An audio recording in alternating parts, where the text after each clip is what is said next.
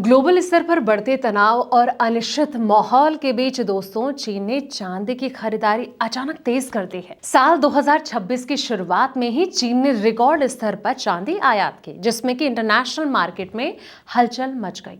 जनवरी और फरवरी के 2 महीने में ही चीन ने करीब 790 टन से ज्यादा चांदी खरीदी, जिसमें कि फरवरी का आंकड़ा सबसे ज्यादा रहा। रिपोर्ट्स के मुताबिक ये जो ट्रेंड है वो साफ संकेत देता है कि आने वाले समय में चांदी की कीमतों पर बड़ा असर पड़ सकता है। चलिए जानते हैं इस रिपोर्ट में सब कुछ।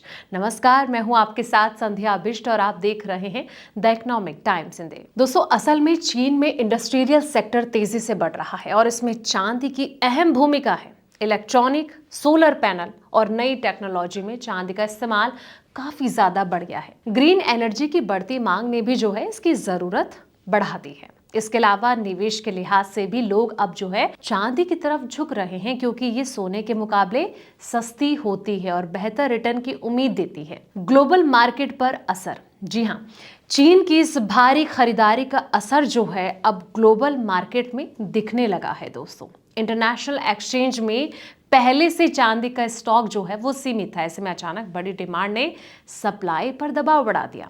इसका सीधा असर कीमतों पर पड़ रहा है और कई जगह लोकल बाजार में चांदी के दाम इंटरनेशनल रेट से भी ज्यादा ऊपर जाने लगे हैं। अगर ये डिमांड इसी तरह बनी रही दोस्तों और सप्लाई जो है वो सीमित रही, तो आने वाले समय में चांदी की कीमतों में तेज उछाल देखने को मिल सकता है। खास करके ग्रीन एनर्जी और इंडस्ट्रियल ग्रोथ इस तेजी को और ज्यादा मजबूत कर सकते हैं। अब सवाल यह आ जाता है कि भारत पर इसका क्या असर होगा। भारत जैसे देश पर भी इसका असर पड़ना तय है, क्योंकि यहाँ चांदी की खपत काफी ज्यादा है। अगर अंतर्राष्ट्रीय कीमतें बढ़ती हैं दोस्तों, तो घरेलू बाजार में भी चांदी महंगी होगी। इससे ज्वेलरी खरीदने वालों और निवेशकों दोनों पर असर पड़ेगा। हालांकि छोटे निवेशक जो हैं इनके लिए इसमें मौका भी हो सकता है, लेकिन जोखिम को नजरअंदाज नहीं किया जा सकता है।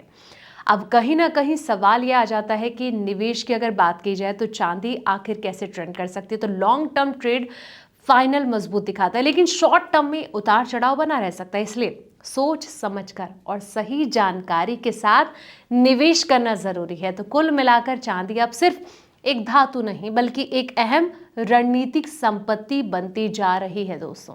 तो अगर आप भी इसमें निवेश कर रहे हैं तो एक साथ सारा पैसा बिल्कुल भी ना डालें, बल्कि थोड़ा थोड़ा करके आप निवेश कर सकते हैं। फिलहाल इस रिपोर्ट में इतना ही। ऐसे ही तमाम वीडियोस के लिए आप देखते रहें द इकोनॉमिक टाइम्स इन।